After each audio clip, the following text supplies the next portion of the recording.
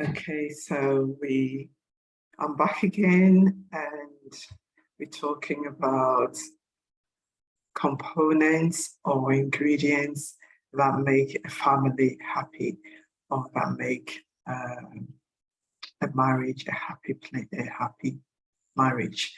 Now, if you go out in the streets and you're asking people, how many people do you think will say they want to be happy? I think everyone will want to have a happy home. But how do we get that happiness in our homes? What shows that if you're thinking about marriage, what shows that the one you're thinking about will bring you happiness in your marriage? If it's a woman, you're thinking about a man, what shows that there will be someone who will bring you happiness in your marriage, help you in your journey of finding happiness in your marriage or in your home. What shows that if you think about people who are divorced, it's not that that's their choice. They were once very happy people. They were together having fun, but the studies show that your first shot of happiness in a marriage is really the first marriage. So being careful and approaching marriage very slowly and carefully is very important for any young person thinking about marriage. There's another study that was done by a professor from the University of Illinois. Now, he did a research on 24,000 people, and the finding was that people who were most happy after their marriage were happy prior to their marriage. So marriage is not something that will necessarily bring you happiness. If you're not happy already as a single person, you have to find a way to get happiness, because the one you're going to get married to is not the one who will bring you happiness. From this research, it shows that if you are happy before marriage, you're more likely to be happy in your marriage. And it's something that I think we should think carefully about. And there are ingredients or components that bring happiness in your life, whether you're a single person or a married person. You're part of a family, and there are ingredients that bring happiness. If you were happy when you get married, you need to be happy as a single person as well. So it's not luck, it's you working on the ingredients that bring happiness. And the first ingredient that I'm going to talk about in our discussions, I said about 10 ingredients or 10 components that I would like to share with you, which help bring happiness to your home, whether you're a single person, whether you're a married person. The first component that I'm going to talk about is the presence of Christ in your family, in your life. There's a verse in the Bible which says, "You will show me the path of life. In your presence is fullness of joy. At your right hand are pleasures forevermore."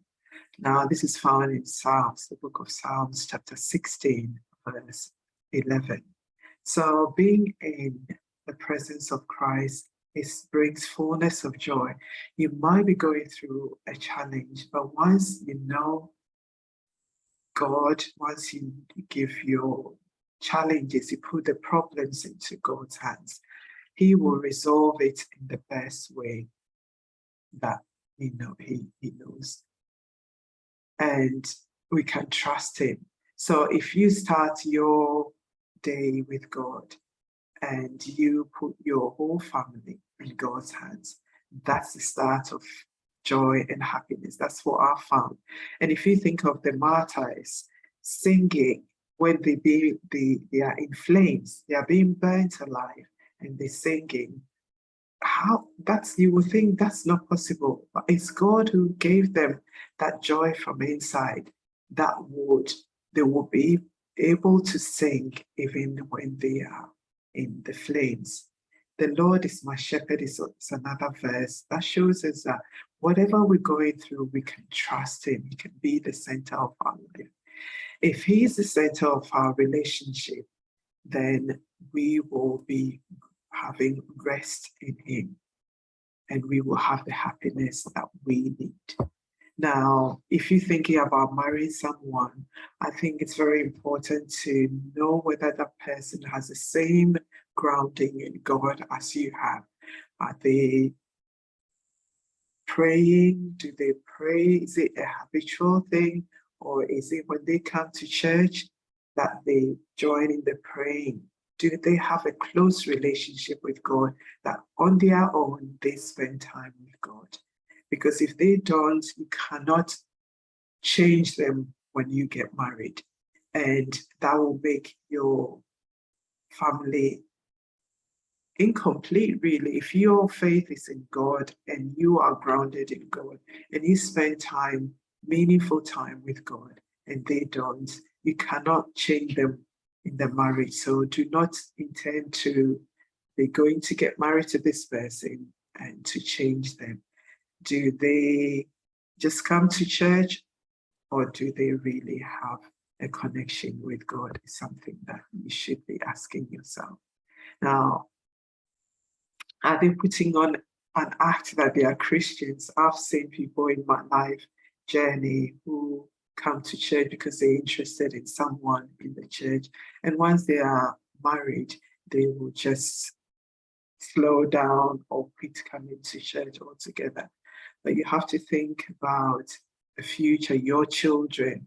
How would you be able to build together, to build on Christ together and help the children build on Christ if this person you're thinking about linking up with is not connected to Christ strongly like you are? So that's a question that you should ask yourself. Ask yourself about how they are in their relationship with God, because in my own experience, my connection with God, my husband's connection with God is what has kept us close together and what has brought true happiness in our marriage. So that's the first ingredient that I would, or the first component that brings happiness in our marriage. We'll go on to the second one in the next one. The second one, I'll just mention it, it will be purity of heart, purity of soul. Okay, so I'll end this one